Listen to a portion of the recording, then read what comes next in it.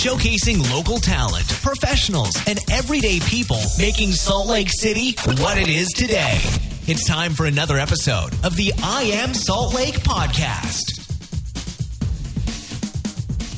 Welcome to episode 256 of I Am Salt Lake podcast.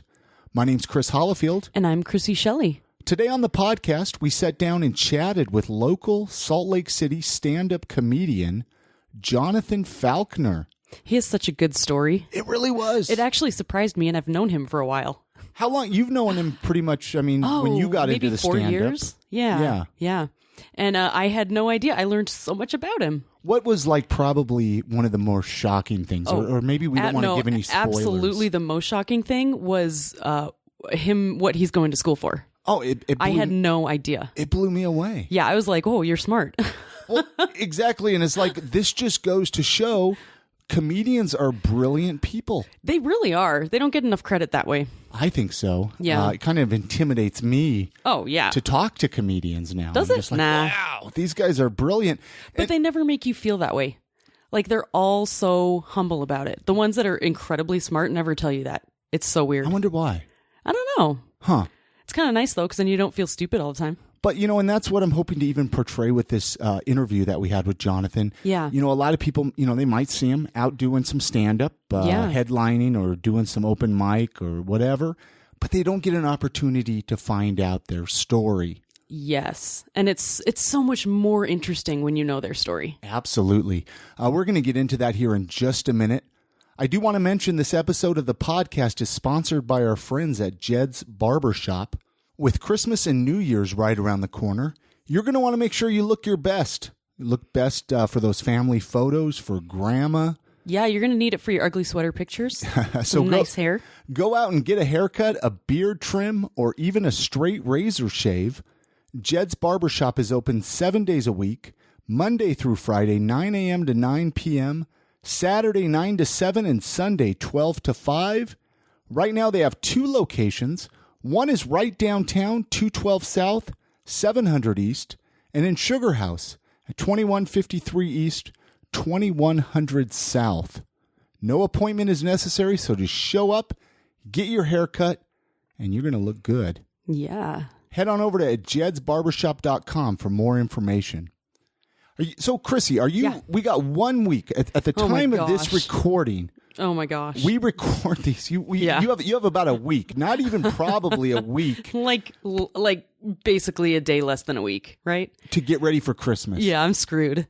I don't know how you do it. This is the first Christmas that I've done with kids. Yeah. We were telling that we were doing some shopping earlier, and I had nieces and nephews. Christmas was never really a big deal in my home. Yeah. Not really by my choice.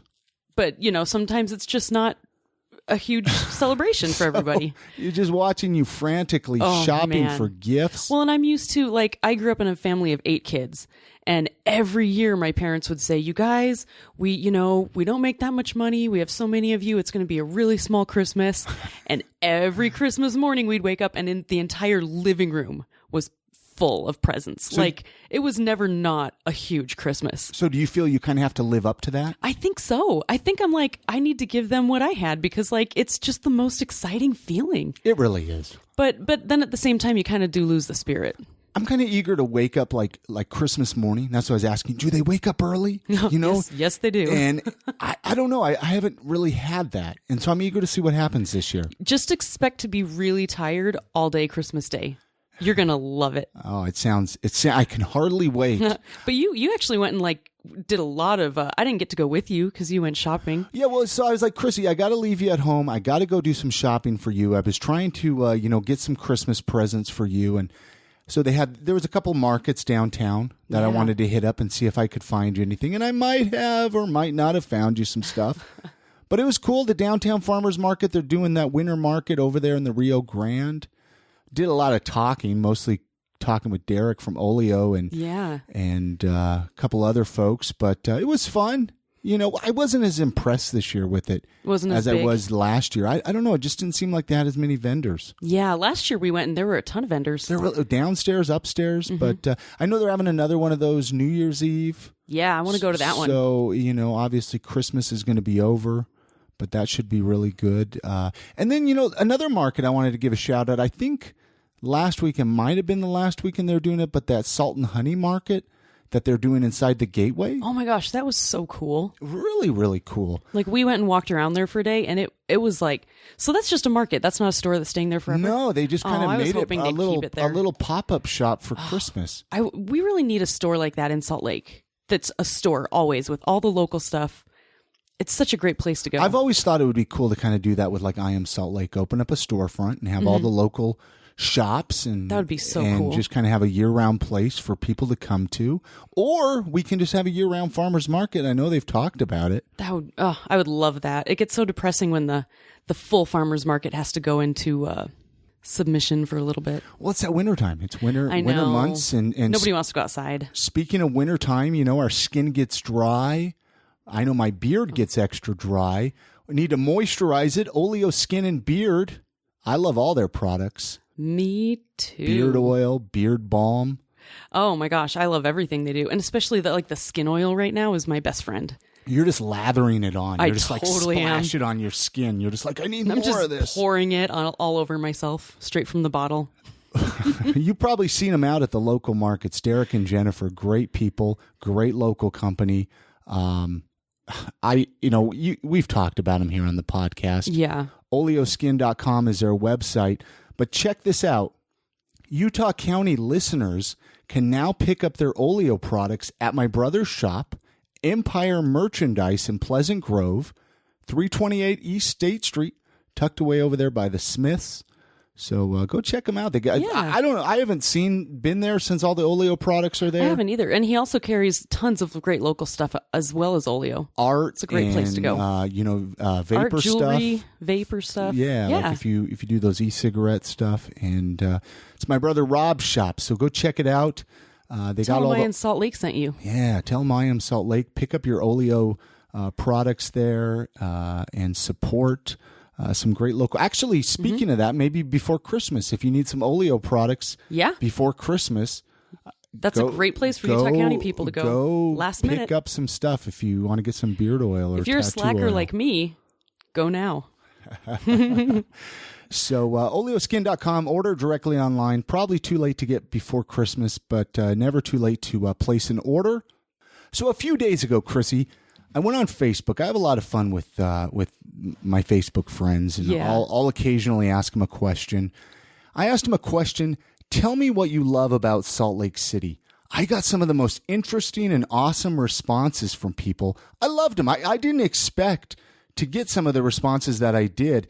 So I'm going to play them. We're going to talk about them after the interview with Jonathan here towards the end of the podcast. So you're going to want to make sure to stay tuned for that. I'm kind of eager to open that up for a little discussion. Oh, yeah. With you. But what are you drinking over there, Chrissy? Oh, of course. I am drinking some Brigham rum mixed with Coke Zero, to cut down on calories. Your favorite? I love Brigham Young, a local handmade rum from West Valley City. Yeah, right here, local rum. You could pick up a bottle at your local state liquor store, distillery36.com. Find out more about them. Pick up a bottle. But let's jump into that conversation that we had with local Salt Lake City stand-up comedian Jonathan Falconer. Thank you so much, everybody, for listening. Here's the conversation now.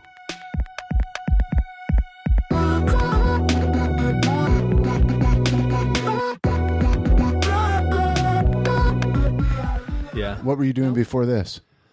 I went to work, and then I ate a bag and a half of potato chips because I was too lazy to eat dinner.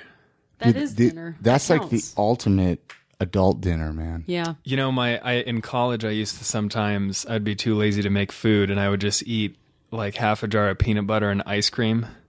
And I'm like, this is but you're pretty getting much, your protein. It's regular food. You're getting your calcium. Yeah. It's fine. You're missing Everything's carbs. cool. It's like an Atkins. No, you can't eat sugar on Atkins. It's a carb-free, sugar protein Carb-free lifestyle. What is the weirdest thing you've ever eaten for dinner, Chrissy? The weirdest thing? Yeah.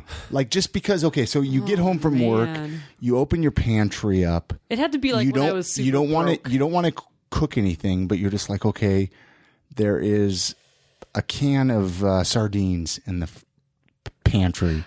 Oh gosh, that's hard. That's hard because I do that kind of stuff a lot. Still. Oh, yeah. Wow, I got so much to learn about you. Well, like, I mean, I'll come home and just open a can of olives and just eat olives sometimes. And you'll call that dinner?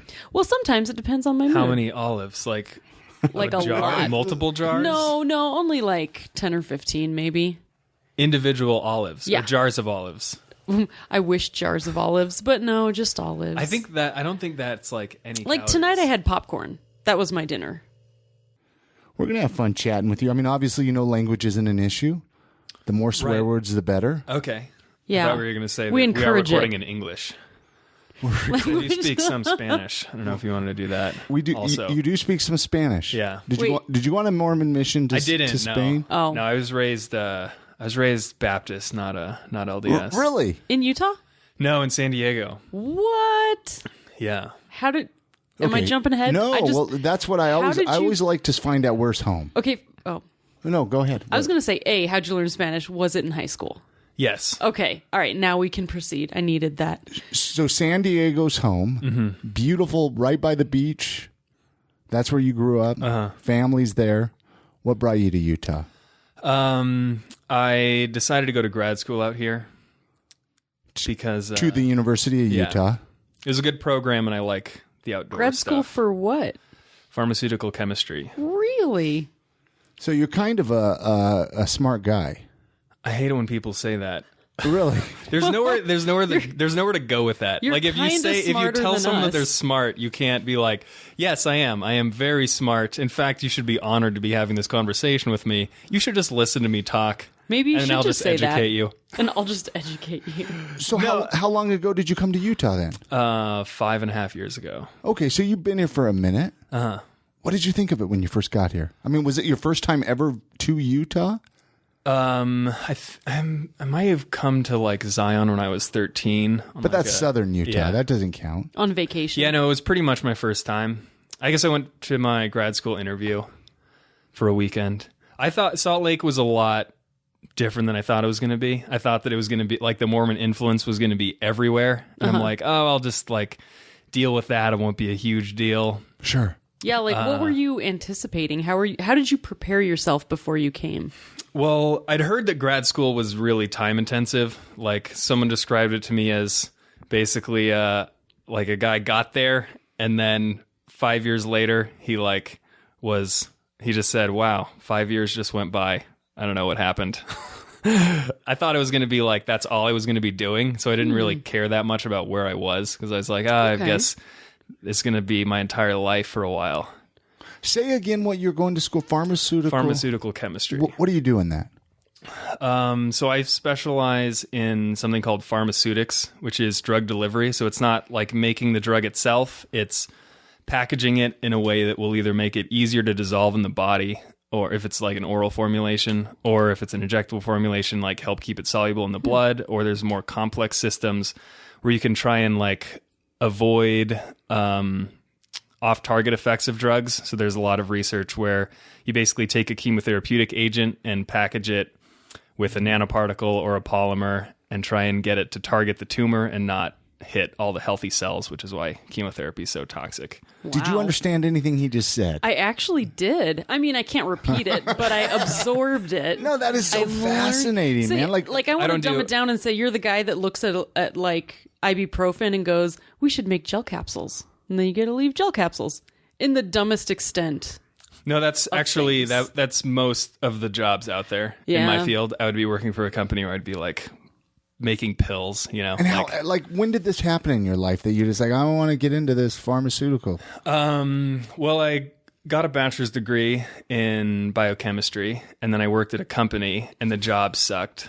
Okay. And I was like, well, if this is what a job is like with a bachelor's, I guess I have to Holy go to more cow. school because I can't do this for my life. Wow. So that was when I was in undergrad. I hated school. Like I just wanted it to be over. And Were you then- always interested in the medical industry, or I guess it's more like chemistry and science, but Sorry, we're going to get into your comedy, but I am so fascinated. Oh with no, this this whole- is way more interesting than comedy Yeah. to me. Totally. Probably not to your listeners. No, you'd be I apologize. screw surprised. them. This is for us. Sorry, I love you guys. No, we lost half our listeners now. But no, so I mean, it happened a little bit later in life. Is kind of when this hit you. It wasn't like you were a small child. Right. You're playing with your mom's pillbox, and you're like, "Mom, this is so great." And you're like 4 years old, and your mom's No, like, I wasn't like a scientific person. Like legitimately, I don't think I'm a smart person. If I were smart, I would have gotten a bachelor's in computer science, and I would be making like, you know, $150K a year working for some startup. And I'd be able to travel the world because I could like work remotely. You know, that's what I would do if I was still smart. switch to programming and make that money. It's too late. I like what I'm doing. I don't regret it. How is it? How old are you, if you don't mind me asking? 29. It's not too late. It's true. never too late. I just turned 39, and I'm still trying to figure out what I want to do with my life. You know what I mean? I think that's good though. Yeah. You know? I think that you should always keep exploring and searching for something else. Yeah, I agree, because you just kind of like are done. You've hit the end of the road if you just do something forever. Yeah, if I like at any point in my life, I'm like, I know exactly what I'm going to do for the rest of my life. When you were a kid, Where's the joy? when you were a kid, what do you want to be? Like a policeman or fireman or something? Or what? I want to be like a baseball player or a airplane pilot, like a fighter pilot. Okay. Nice. Interesting. That's a world of difference. I had no idea that that's what you did in your spare time. You played with pills, but you know what I mean? Like, I didn't know this about you. You know, I know you did stand-up comedy, and that's what we're going to get into here in a minute. But I always like to kind of bring it back and let people know, because I'm sure there's a few people listening that they've seen you do stand-up comedy, and they want to get to know who the Falcon Man is. Do people call you the Falcon Man? No, they call me Falco. Falco. Call me Falco. Like Captain Falco. Yeah. I see. I would call you Falcon. What is Falcon Man? There was the Condor Man. Condor Man. From I was an thinking old Falcon. Disney movie. Oh my gosh, that was the Condor best Man. movie. I loved that movie. I watched it too much. So, okay, so what got you interested? Let's start talking comedy here. What got you interested in doing stand-up comedy? Was that in San Diego, or was that all happen here in Salt Lake? I actually, in San Diego, I saw a comic, and I like talked to him after the show, and I was like, oh, I kind of want to try this. And I like wrote a set list, like in my Gmail folder, like in a draft. I was like trying to write jokes. They were all horrific. But I never really had the motivation to do it. And then I was in grad school. I had like horrible stage fright giving presentations. Like it was just the worst thing for me to do. And I hate like fear. I think it's like the worst trait that people can have. So I'm like, I got to overcome this fear of public speaking. I'm like, what's like the scariest thing to do to like overcome this? And I'm like, stand-up comedy seems pretty horrifying. So I think I'll try that. And yeah, I went up and like basically just terrified. And this was in San Diego. No, this was in Utah. Okay, at Wise Guys or where? Yeah, Wise Guys. Where was the Trolley first? Square. Trolley Square. Back in the Trolley back in the Square day. So this was a few years ago. I mean, within the last 5 years, if that's how long you've been. Yeah, it was actually, it'll be 4 years ago in December, January. Okay. It's my first Right open on. mic. Nice. We probably started around the same time, and I just stopped. Can you even, Chrissy? You can't even say you're still can't a even claim stand-up it. comic. Damn You don't it. even do it anymore. I know. Anyway, Honestly, I respect people that quit a lot. I think. Well, they kind of. I think. respect people that quit. Like, here's the thing. It's amazing. Like, I respect the people that stay in it for the fact that they keep doing it, because it is such a time suck. It absorbs so much of your time and energy. You think about it all day, every day. You know, it's like you eat, sleep, breathe, eat comedy. And you have to be that dedicated to like keep doing it more than a few years. I don't know. I don't know if it takes that much. I'm kind of jaded at this point. Like the best comedy advice that I've heard is if you can quit, do it. Yeah, it's probably true. Why do you think that is? Why do you feel that comics only a certain percentage will get anywhere? Well, yeah. I mean, that's just the statistics. I mean, if you look at comedy, it requires no education to get into it. Requires no skill set. You can just walk up to your first open mic. You don't have to write jokes, right? So it's going to attract everybody because there's really like no... there's nothing no like bar keeping anyone set. out. Yeah, there's no bar. So because Yeah. of that, the competition is really high. So you just have Sure. way too many comedians. And then, I mean, it filters out, you know, like the people that become successful are usually great. So that's good. But getting to that point is a grind. Yeah. So talk about the first time that you got up for open mic. Kill it? Bomb? I did all right. I Some told booze? horrible, shocking jokes, like just the most shocking stuff I could think of because I was afraid of silence. So I'm like, I'll just write just this Like you'd rather have awful groans stuff. than anything. Right. Than silence. Yeah. I'm Okay. like, I'll just give me like something. And that worked, like some people laughed. And I was, I had this like afro. I was this innocent looking kid. I couldn't grow a beard at the time. So I was like telling this horrible stuff and like smiling. So it's probably just a funny like juxtaposition. And that might have been why people laughed. But yeah, it certainly was bad. Did you get a rush? Like you're like, okay, I got to go back and do this more. Oh yeah. Yeah. So it was you went up. It was a huge rush. Like, and did you go back pretty soon after that? I think, I was also like pretty afraid. And I didn't know that you were supposed to do the same jokes over and over again. I thought like, I do these, I'm like, oh, now I have to write another 3 Another minutes. set, yeah. And then that's going to take however long. So I went like maybe once a month for like the first 6 months. And I really wanted to overcome that like fear, like I wanted to be able to remember my jokes correctly and like not mess up the wording. I had like a lot of goals at the beginning, I guess. Which such as? Like, I wanted to remember all the lines. I actually like used to memorize my stuff, like almost word for word. Do you find that helped you more, or do you find, like, have you moved on to having the concept and then running with the concept? Yeah. I don't memorize anymore at Yeah. all, really. Yeah. Now, sometimes I'll like play with wording, but usually there's almost no memorization. If I'm trying a joke for the first time, like it's more of an idea and I try and see if it's funny. And then over time, Would you say that's the best thing to do in comedy is not memorize it, more kind of just have an idea in your head? Either one of you feel free. You Chris, you can answer that too probably. Or I think it's better because it's more natural, sure. but at the same time, you have to remember how to deliver it. Like, you can have the concept, but you still have to work on the delivery, which is the hardest part.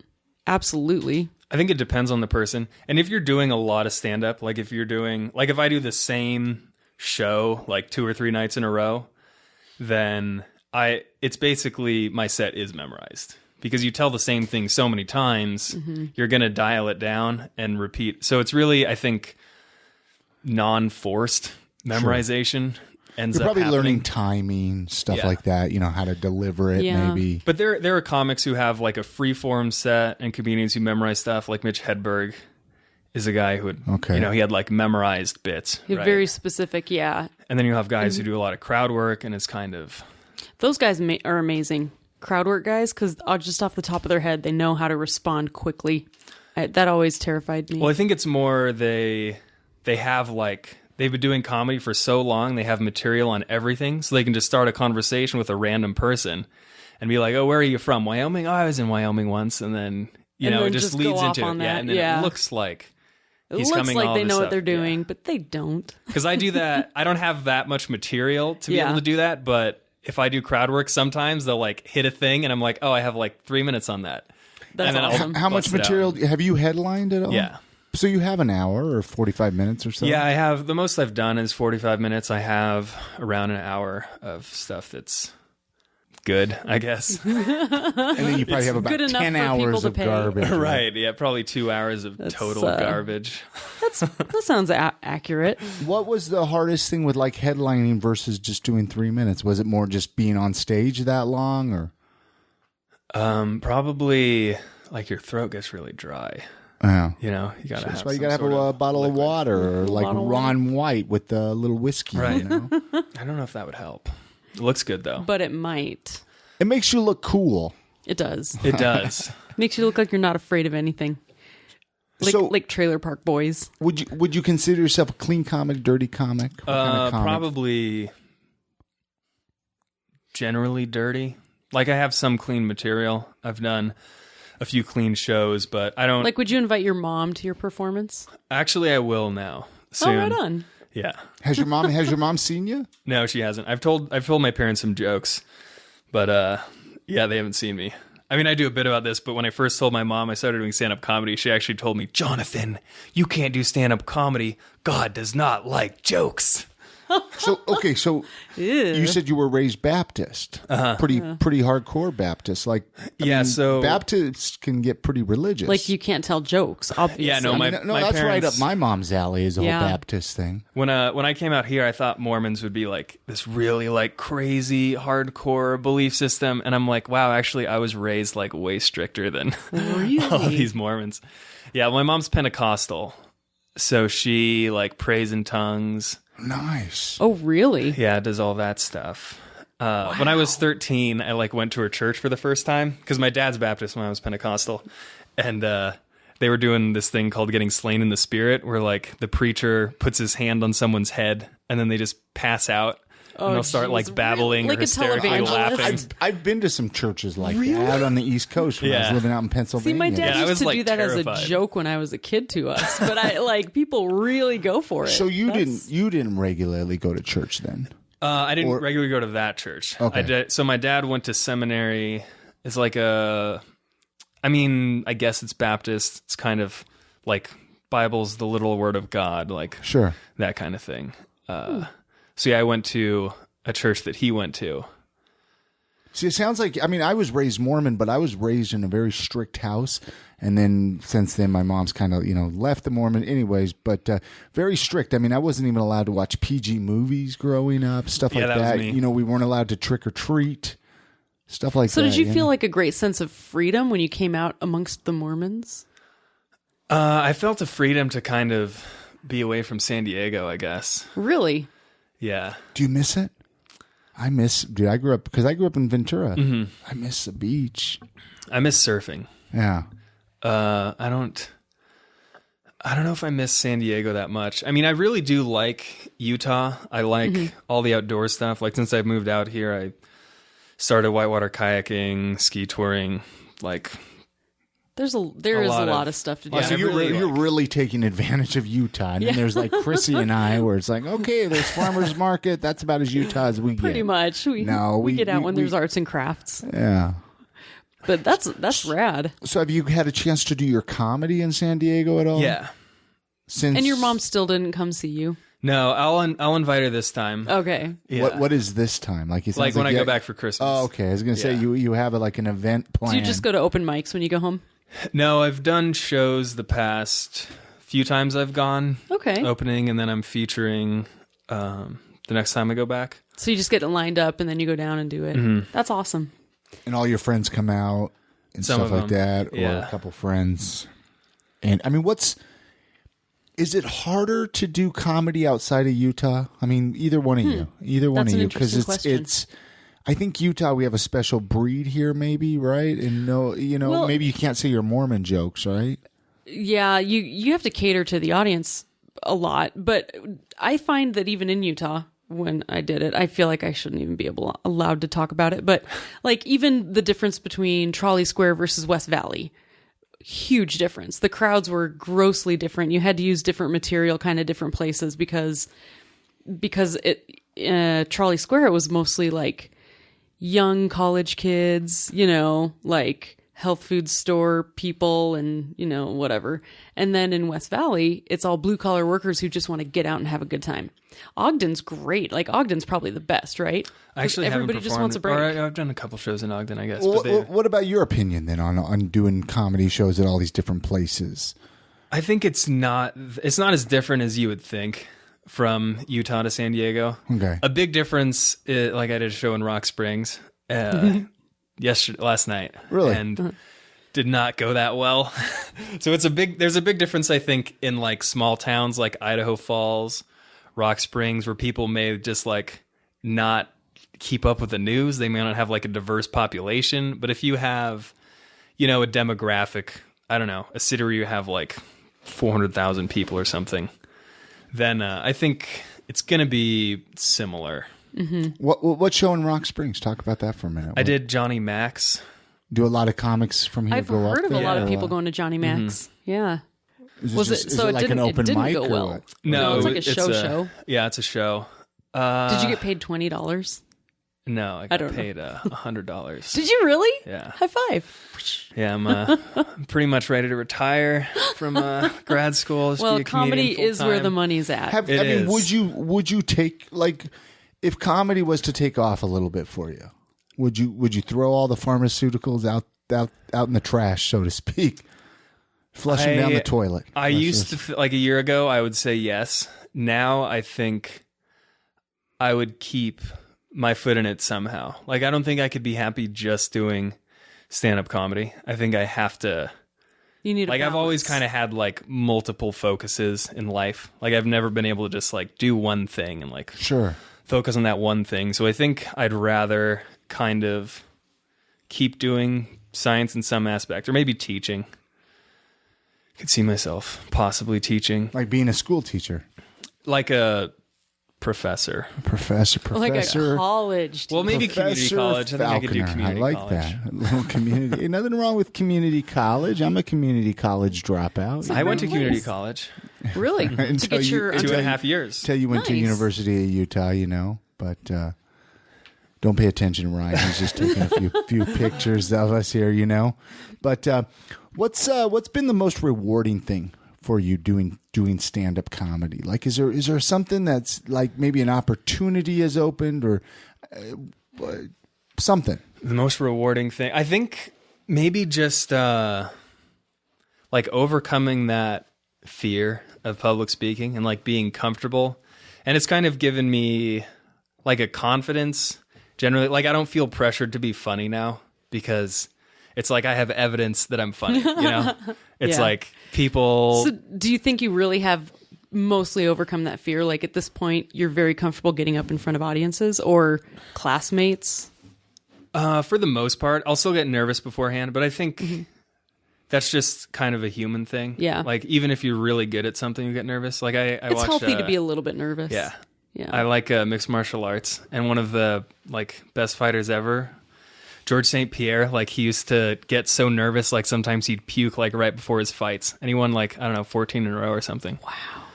So I think it's normal to get nervous, but once I'm on stage, it goes away. If I'm getting laughs, if it's silent, then sometimes it can be rough. Deafening that silence. Oh man, what do you do when it's silent? Do you have a hard time recovering? How do you react?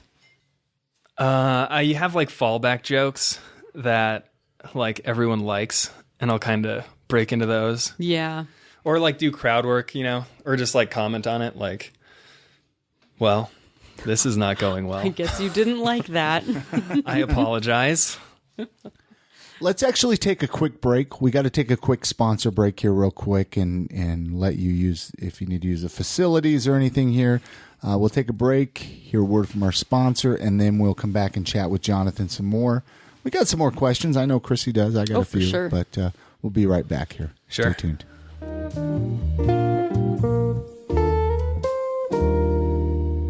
Are you a barber looking for a job? Jeds Barbershop is a local barbershop right here in Salt Lake City. They send their employees to other countries to do service work. They support and contribute to animal rescues. They've helped people in other countries open up over 60 salons or barbershops. Right now, they're hiring for a new location on 900 South. Join their team and email your resume to jed@jedsbarbershop.com.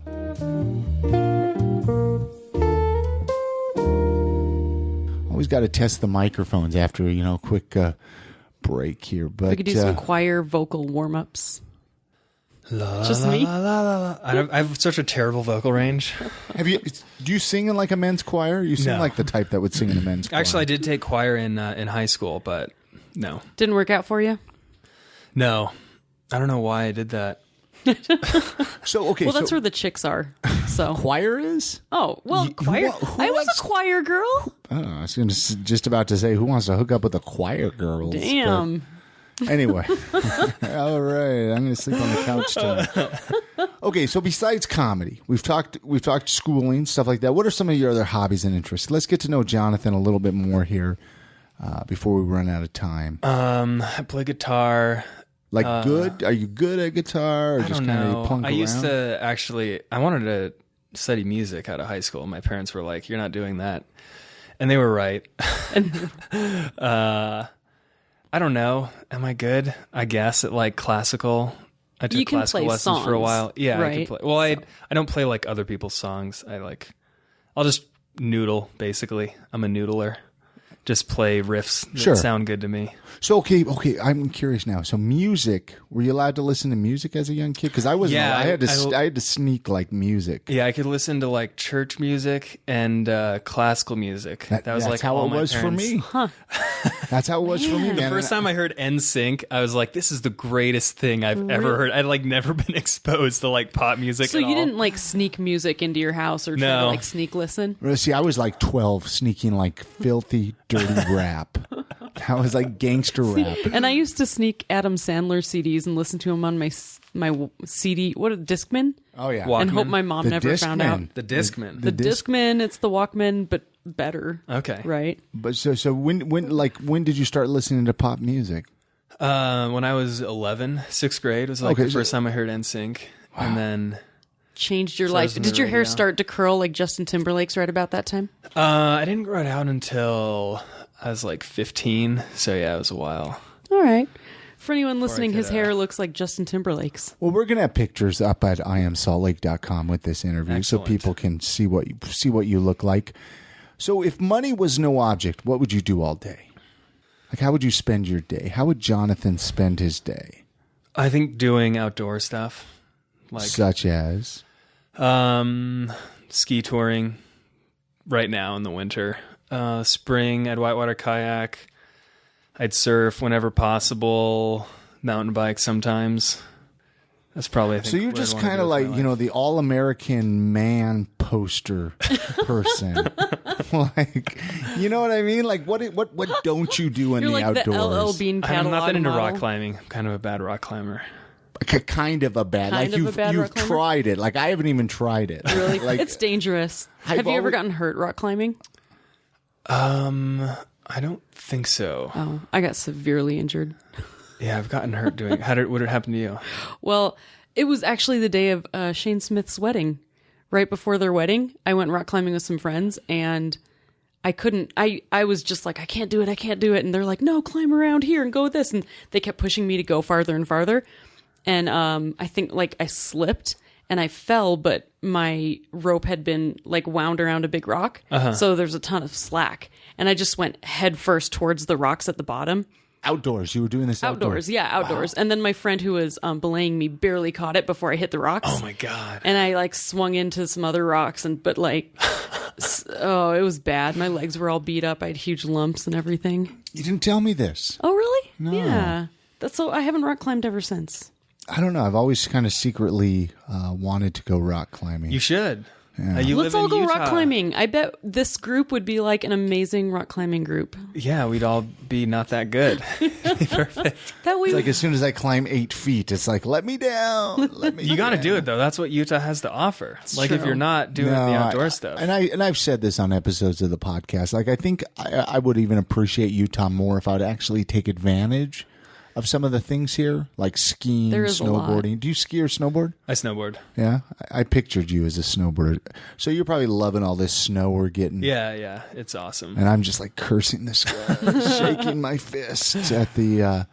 What's the most memorable concert or sporting event that you've ever been to?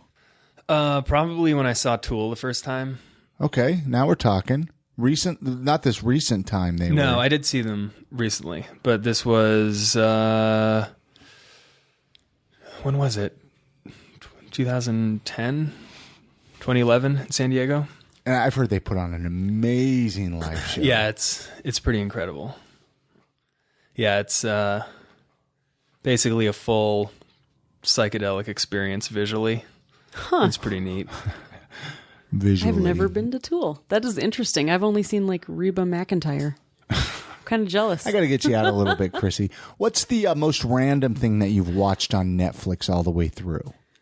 You know, we've all been there in those moments where you're sitting on the couch, you got the clicker, and you start getting in this wormhole I think a Russian prison documentary. Those are great. I've watched a Wait, few. you've watched one too? I've watched some Is it Russian. Really? Russia's toughest prisons? Is it like better than Locked Up on Oh my NBC gosh, the or whatever? Russian prisons are so fascinating Yeah, Russia. Really? because they do not mess around. Huh.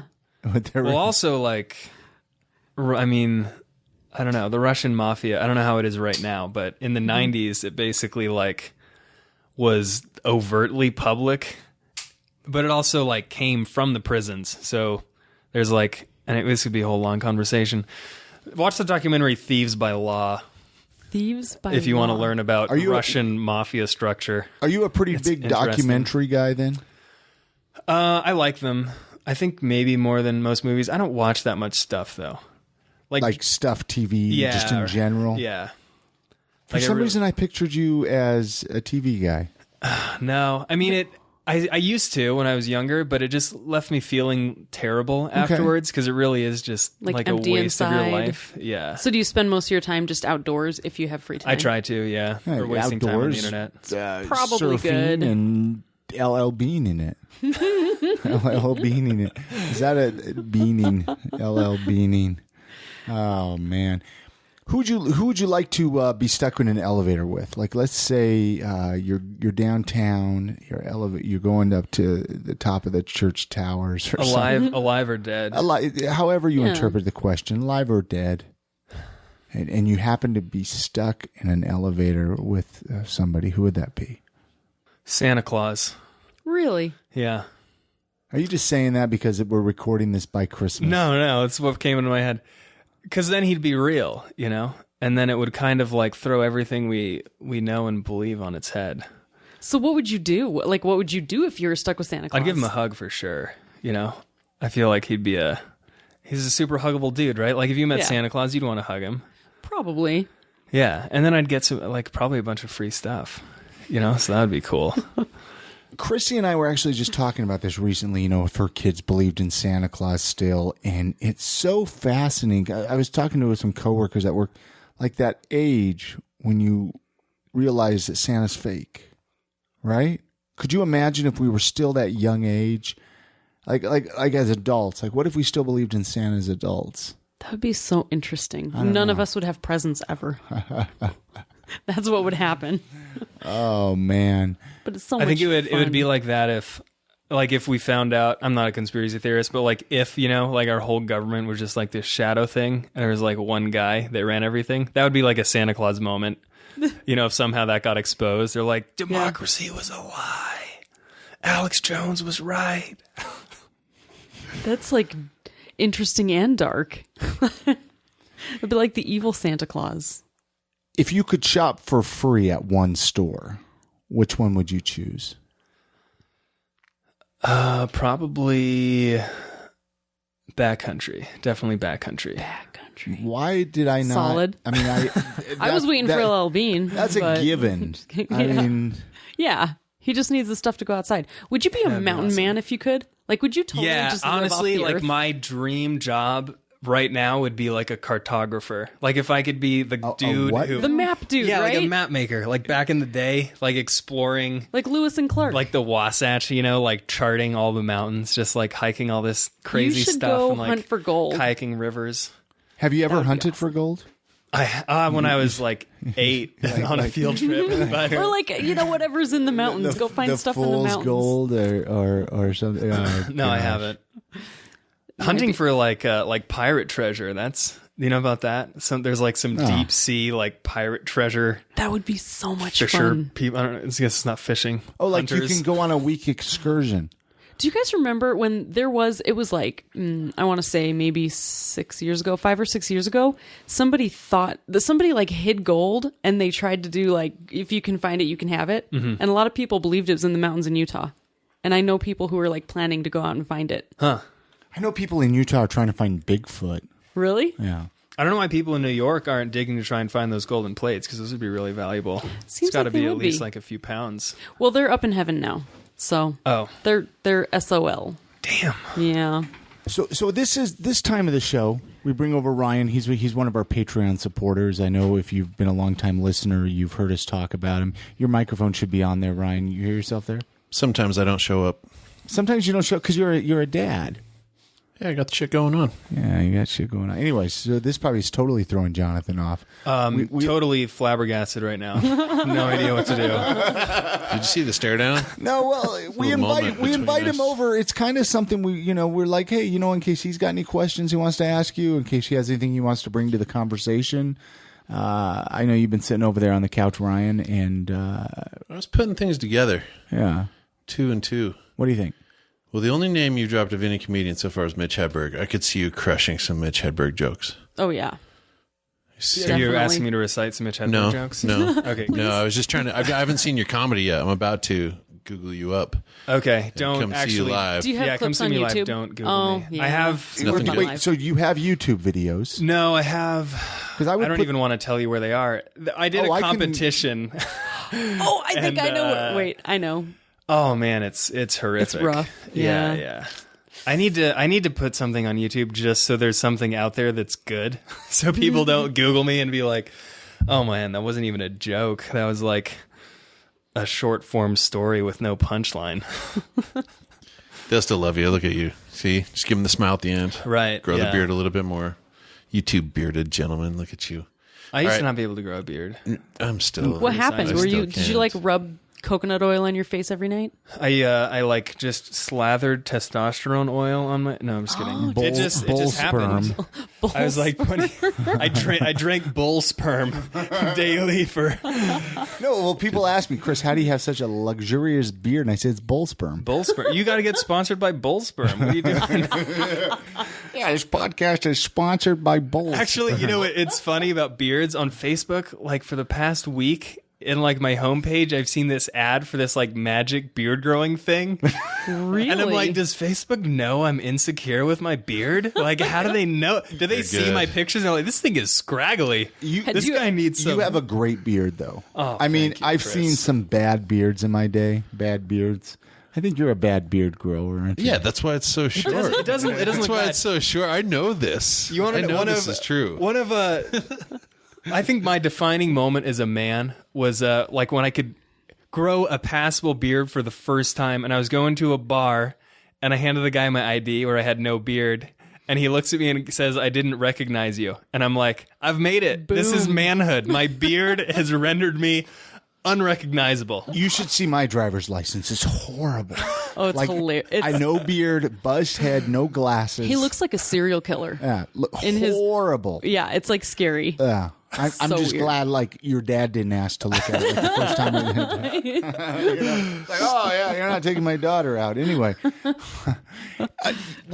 I ask him a couple quick questions? Do you got some more things you want to... I just want to know who your favorite comedians are. Who makes you laugh? Yeah, let's talk What that are for you a into? minute. Sean Rouse, I like a lot. Are you asking me like defining moment in comedy? Opening for Sean Rouse was really big, and he stayed at my house, which was cool. No way. He's yeah, you guys should check him out on Spotify. He has a good album. He's really, really dark, but hilarious.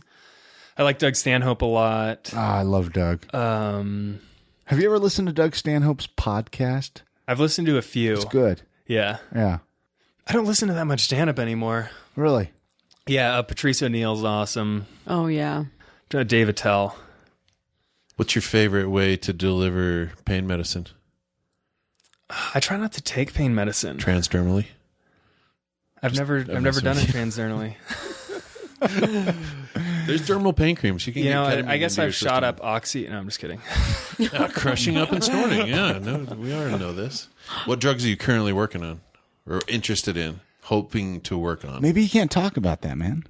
Maybe it's kind of top dude, secret. don't say. Right now, Don't say well, if you don't. in research, I'm working with silver nanoparticles and trying to study how they are transported in the body. Like because a lot of people drink colloidal silver. Yeah. So I want to see if the nanoparticles can get transported across the intestinal epithelium, like as particles, or if they dissolve first. Dang. I mean, you probably can't even explain it, but how do you test stuff like that? So this is going to be a really complicated question. Answer. It's going to be boring. Like, So I'll Sound try smart. and Sound smart. Yeah, Don't dumb it this down. is my Go opportunity. deep. Go deep. So the technique I'm using is called, it's electron microscopy, which people are familiar with, and then obviously. and then a technique called Energy-Dispersive X-ray Spectroscopy. So that's a technique where when you're looking at an image with an electron microscope, the electron beam displaces some of the electrons in the atoms in the sample, and then the electrons in the higher energy state ring go to fill that spot, and they release an X-ray that has a specific energy, so you can identify the elements in your sample. So you basically get a picture that might be like a cell with some particles in it, and then when you use EDS, you can then get a map of that same image, but then it tells you where all of the elements are. So I could basically look at a picture of a cell, and then I can see particles, and then EDS will tell me if the particles are silver or not. It's a pretty cool technique. What are you learning so far? I'm Does learning, it make it across the epithelium? So epithelial cells can endocytose. That's like they can eat the particles. I don't have the results back to see if they can travel across. The ions can travel across, but I don't know if the particles can. Is there an inflammation response when they eat a silver particle? It can be toxic to certain cell types, but I haven't done the experiments to determine like the extent of inflammation yet. We had colloidal silver in the house growing up. It was supposed to fix a lot of things. Oh, I tried to use it before I had health insurance when my kids were really little to like fix ear infections. That's all I have to offer. That was my original project. Was ear infections. Yeah, my mom used that stuff too. I just it could maybe work for that, but in terms of drinking it as a health supplement, don't do that. Really? Don't you turn blue? Can't you turn blue? You can. Yeah. There was like an Oprah or something. There was a dude who would like wash his face with it and drink it, and he turned blue. Yeah, I remember that. You shouldn't drink colloidal silver because it's a broad spectrum antibiotic. So if you want to try and like clear an ear infection, it could potentially work, or like a skin infection, like that's actually used as a medicine. But if you're drinking it, like, because our intestines have tons of bacteria, right, to help us digest food. So if you are drinking a broad spectrum antibiotic, you're killing that healthy bacteria. The healthy bacteria. That's probably why my stomach's a mess, because my mom just kept shoving. Like my mom's like a health nut, right? Like a funnel in your mouth and just dumped colloidal silver. Seriously. I mean, growing up, like the amount of pills and vitamins and herbs and stuff my mom, like enemas and gave you enemas through the mouth and Ryan's just over here shaking his head. I mean, he knows what's up. I had a healthy mom myself. Yeah, I mean, it's like, oh, Chris. I didn't get an enema, but a suppository or two may have benefited my day. No, I mean, seriously though. We're afraid. Afraid to all right, get healthier. let's say okay. Let's talk a little Salt Lake City here before we how you wrap doing this. with the babes? How you doing with the babes? Seemed like you probably would clean up. I've done all right. I have a girlfriend. Nerd out on. He has a girlfriend. I have a girlfriend now. Cleaned up. He's so clean. Yeah, I've gone straight. Nice job. Okay, what do you like? What do you like about Salt Lake? I mean, everyone's got their favorite things, right? You know, I ask this people on the show. Like, is there something you're just like, okay, I like this. I like this. What sticks out for you? For me, it's like the location of the outdoors Sure. and just the diversity. Like, you can go to southern Utah and see like awesome geology. You can go into the mountains in the Uintas, see moose and awesome. You just have to drive a little ways to see a lot of things. And then there's kayaking. That's what would you change about Salt Lake City? Be honest. Nobody's going to hate you. I don't know. Like, I wish it was bigger, but then I also don't, because if there were more people, traffic, just everything would be worse. But I feel like it is a little bit smaller than I'd want it to be.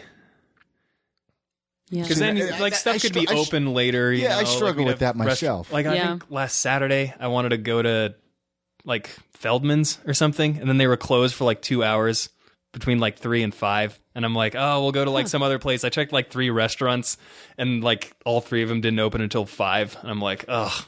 Because there's just not enough people downtown. Right. It's just that small town feel. Yeah. But, okay, well, speaking of Feldman's, favorite local eating spots, I asked that on the show. I think it's a tie. The 3 places I really like, I like Este Pizzeria a lot. Okay. Shannon Thai, and the taco carts on... I'll give a shout out to my favorite one. The one that's in between 8th and 9th South on State Street. Yeah, by Sears. Yeah, but the one it's between 8th and 9th is not the one on the corner of 8th and State. Okay, listeners, did you write that down? So you're going a little south. You're going half a block south. Yeah, half Sears. a block south, yeah. The one on the south side of State Street's good too. There, yeah. The one on the south part of State Street is really good too. What about the backcountry cart? Have you gone to the cart out there? No, I looked at the menu and I just decided not to. It went well for me. I did it? Like, yeah, a little bit ago. Don't be afraid if you're in a pinch. What do you want written on your tombstone when you die? Choose wisely, because this is actually going to happen. Yeah. Well, I don't know. The whole world might end before they have a chance to bury me. Peace out. I don't know. I like it. In true surfer boy fashion. Anything else you want to say, Ryan, before we let him run down the list of any links or any way to connect with Jonathan here or anything? Thanks for coming on. We got to check out the comedy, the scene in Salt Lake. Anybody out there that has some art for Chris? He doesn't request it enough, but we need to maybe start requesting some random art from the audience. Oh, for the Come office. in here, yeah. You'll For see the some walls. photos. We have You'll see the some thing is photos. we have art to put up here. There's a lot of potential. We haven't put it up. Yeah, we need to put it Any up here. designers bad, yeah. or design input you got, Jonathan? Now that you've He been just to told the us our actual studio sucks. Yeah. Well, it I don't know has how I been feel this, about it that. has I been didn't this Say that. way. I said said it out loud the twice. building looked, somewhat sketchy, but the studio's very nice. The building looks sketchy. Yeah, at night Really? from the outside. Yeah, it looks like the drug dealer apartments that are by my house. I think it probably was drug dealer apartments at some point. Seems right. But the studio's beautiful. I like the No, we're I the mean, color scheme is good. I We're think totally it's working warm. on it still. Yeah, well, that how you describe- we've been warm saying colors? that for Warm, months. I yeah. realize that, but it's tough because to get over here like other nights of the week, it's just like stuff going on. Anyway, we're not here When to are you talk about. performing next? Yeah, when are you performing next? I'm doing a show December 10th at the University of Utah. It's Saturday. a free show. So that's like upcoming here. Yeah, this won't be up before then. Sorry.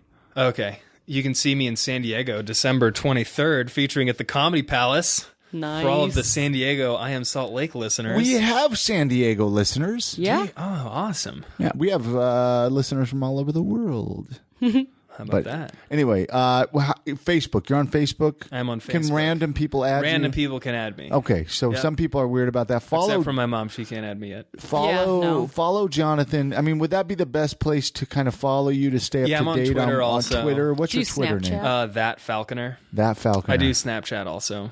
Can random people follow you on Snapchat? They can follow me on Snapchat. What's your Snapchat Mista name? Falcon. Mista, like Mista, M-I-S-T-A. yeah, M-I-S-T-A. Ryan's a Snapchatter. I Snapchat. I'm trying.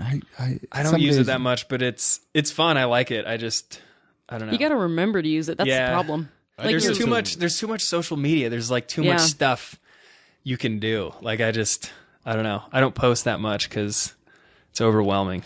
Yeah. I keep mine to some baby stuff each day. I do little goofy bits of my little boy doing something that I think's funny. It's just scrapbook. What's your Snapchat name, Ryan, so people can follow you? Ryan Scott Prince. Ryan Scott Prince. Follow Traditional Ryan. spelling. And I've had a great time chatting, Jonathan. Thank you so I have as much. well. I think that's Yeah, probably a thanks for pretty coming on. good place to end the show. I don't know.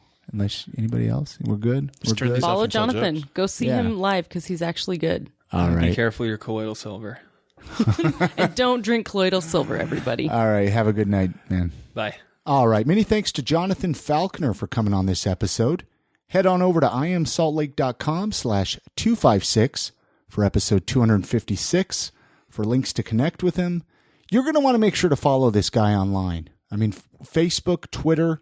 Find out when he's doing a show next time. He is genuinely an entertainer. And okay, so if there's listeners, hopefully there really are listeners in San Diego that we have that are. I know we have some listeners in San Diego. We can see you. Check him out when he's going to be there over Christmas. Yeah. Go see a show. Go check him out and let him know you heard him on I Am Salt Lake podcast. Hey, again, this episode of the podcast is sponsored by our friends at Jeds Barbershop. With Christmas, New Year's right around the corner, you're going to want to make sure to look your best, get a haircut, get a beard trim, a straight razor shave. You know you're going to be doing family pictures, and you don't want mom yelling at you. If it's not even against your will. Mom doesn't want you to wear a hat. Let's just put it that way. So they're open. It's true. They're open 7 days a week, Monday through Friday, 9 a.m. to 9 p.m., Saturday 9 to 7, Sunday 12 to 5. They have 2 locations to serve you, right downtown at 212 South, 700 East, and in Sugarhouse at 2153 East, 2100 South. No appointments necessary. Head on over to jedsbarbershop.com for more information. So occasionally on Facebook, I'll ask my friends a question about Little get to know you. Yeah, get to know. So I asked them, tell me what you love about Salt Lake City. And of course, you commented, I have a magnificent rant you're going to post in a little while. Yeah, I was out of town when you posted that, and I was like, I know what I love about Salt Lake City. And you actually wrote a great post. I don't know if you could pull it up actually pretty quick here. I'd love for you to read that. Oh, I'll get on it. Maybe on this episode or the next episode. But Ashley Kinsley wrote, it's got a great LGBT community, which I agree. I mean, we have a fantastic, supportive. Which a lot of people from the outside probably wouldn't guess. Yeah. But we have a great supportive, network of people. We do. We're so blessed. I Yeah. use that word, blessed. Hashtag blessed. Hashtag blessed. John Farmer wrote the music scene, which we definitely Which have. is actually super true. Like, I'm not just saying that because we're in Utah, but Utah has an impressive music scene. Like both Salt Lake and Utah County. Great local musicians. And, I've had a lot of them on previous episodes of I Am Salt Lake. We've talked a lot about them. Sarah writes, the geek community, which is true. We have Very a great local Salt Lake City geek community. Very supportive, and there's a lot going on with the Comic-Cons that are coming to Salt Lake. And even Let Watchtower Cafe open up and become successful. It's a great place to go. A geek coffee shop? Who would have guessed something like that? Thriving in a city. Patricia writes, there's tons of art, music, and theater, and of course our mountains, which is true. Yep. Misty Amber writes, the food, which is, we were just talking about this, Chrissy. I was just thinking that. Actually, we were going to Star Wars. We went to go see the new Star Wars last night, and we were talking about that, how, maybe 10 years ago, you would go out to dinner and you would go to one of those, Olive Garden or TGI Fridays. Like that was going out to eat, that was going out to eat. But now, I know you and I, we kind of like, well, where should we go try? Yeah. We went to Solid Thai Kitchen last night. So good. We keep trying to find the little mom and pop shops that, specialize in really amazing foods. And it's worth it. And I'm embarrassed of so many that I haven't even been to. Well, it's really hard to make it to all of them. And especially we were saying in the last 5 years here, the food scene has really grown. There's so many more. Exactly. Jake Day Williams, this guy, he writes some interesting comments. And this is true what he writes. He says, I live here. I'll be damned if I don't love myself enough to enjoy wherever I'm at.